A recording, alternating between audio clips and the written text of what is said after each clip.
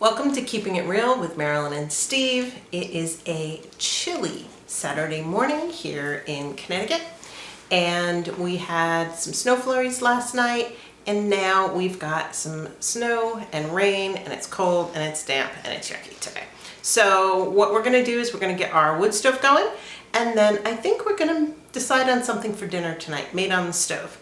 So let's get that stove going, warm up the house, and start our day. It's going to be a busy one.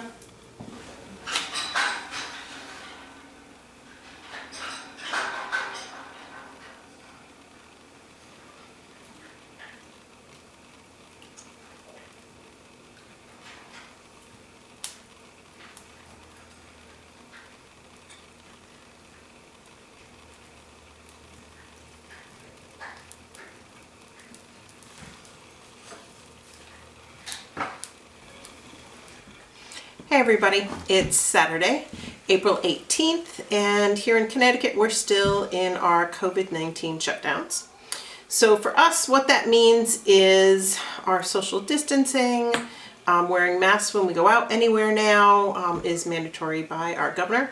So we have been staying in as much as possible, avoiding going out in public whenever we can, and that also includes not going grocery shopping for the last 6 weeks. So for us today, what we decided since we got the stove going this morning was that we were going to make a nice vegetarian beef stew for dinner. And we have to do that with things that we have on the shelf or things that we have preserved previously. So today I'm just going to show you real quick, very simple, not anything gourmet or fancy, but this is using items that we have in our pantry to make a dinner for us for tonight. So here we go, and I'll show you real quick what we do. So today I'm going to use my favorite cast iron enamel coated pot. I had it as a Christmas gift. I love it. I use it on the wood stove to cook all the time. So I'm going to start with the ingredients that I don't have to prep. So we're going to start with our corn, and I'm leaving all the water in because of the dried ingredients that we have, and the dehydrated beefless tips are going to take and soak up a lot of water.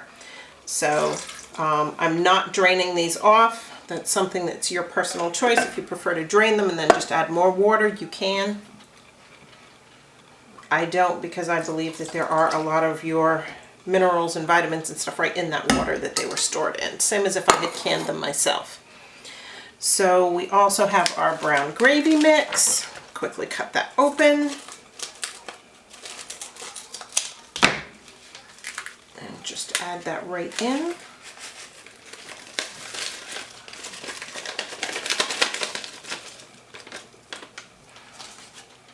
And our onion soup mix, which is great to substitute if you don't have access to the fresh onions and things. You can use a package of onion soup mix in its place, or if you've dehydrated onions, you can use those. I decided the onion soup mix would be great for today. And these are the Gardein Beefless tips that we dehydrated. So I'll pour these in, but you can see that they're pretty hard. They don't squish. We dehydrated these a few months ago, and they keep for quite a long time. Anything we dehydrate also gets put into a food safe plastic storage bin with gamma lids. So we keep everything very safe and protected that we dehydrate. So now I do have 6 cups of water here as well that I'll be adding, because I know this isn't going to have enough water because of the beefless tips soaking up all that water as they rehydrate. So what I'm going to do with the potatoes, and this is again your choice, I'm going to just drain the water off the potatoes, and I prefer to cut them up a little bit. I don't necessarily want them whole, so I'm just going to dump those out. Interesting shape. So we're just going to break these up. And I'm going to do the same with the other can. Drain the liquid off. You can use fresh potatoes, fresh carrots, when things are in season, or in the fall when you've just finished pulling all these things out of the garden.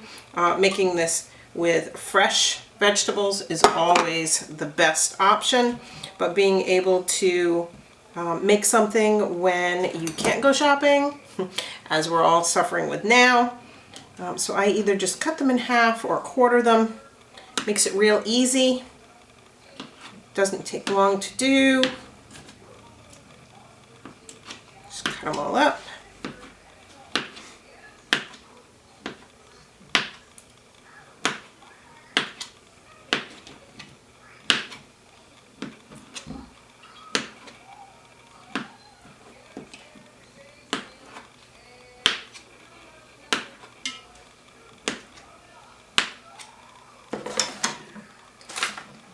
Just pour these all in.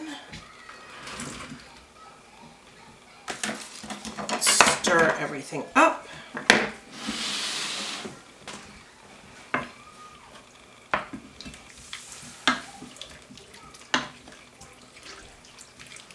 We're doing pretty well with liquids here, but I know once it gets cooking on the stove, we're going to be losing a lot of this as things rehydrate. So I'm going to start, I think, with just a little bit more water, maybe about a cup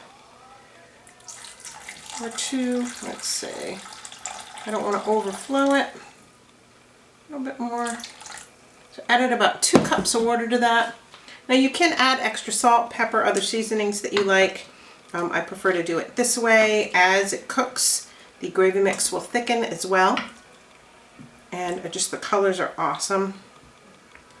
And it smells amazing already.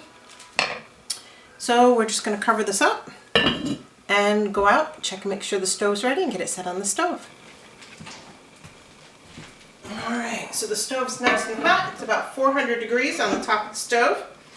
So we're going to let this cook while we get some other work done. It's great. The stove's heating the house and making dinner. So this is awesome. I'm going to just do another check on the stove, and then we'll be good to go and dinner will be cooking.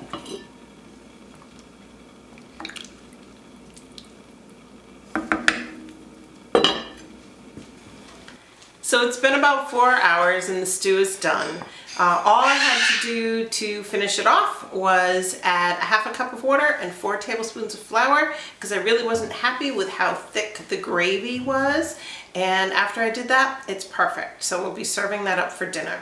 If you have a favorite comfort food recipe, feel free to comment below. We'd love to try to turn it into something vegetarian if it's something that isn't. If you have a favorite comfort food challenge for us and you'd like to see if we can do that for you, we'd love to be able to do that.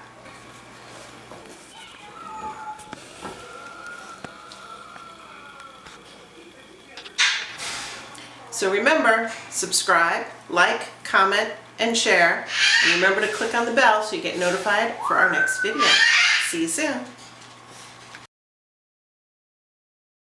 So depending on where you are in the country, depends on what you've got that you can and can't do right now. For us, there's a lot of limitations on going out. We're not supposed to be doing a lot of, that was just like perfect.